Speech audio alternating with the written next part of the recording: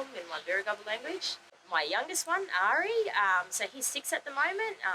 We call Ari our little, my little miracle son. He's basically, since Ari's come into my life, Ari was born with cerebral palsy. So he's got severe developmental delays. He's tube fed. He's wheelchair bound, non-verbal. So very delayed in his development. But Ari is a very happy, lovely child that brings so much joy and happiness to our family. And since having Ari, I think it's changed. It changed our whole family dynamics in the fact that we actually didn't realise the understanding of what it means to be appreciative of what you have instead of what you don't have.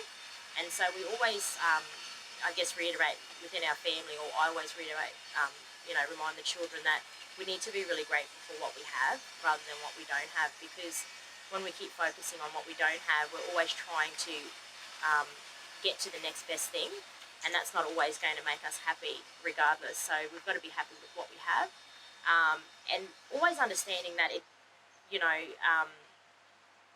everyone comes to the table with something different, and that everyone needs different opportunities in order for them to be able to progress.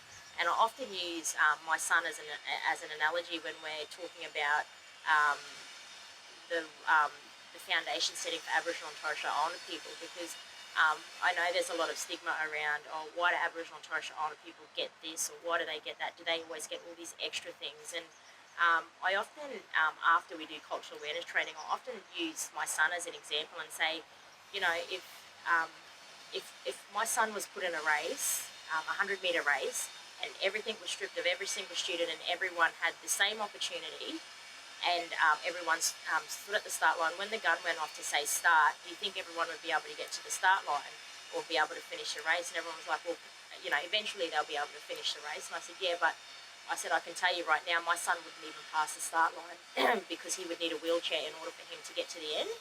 I said, so by giving him the wheelchair, does that disadvantage anybody else in that race?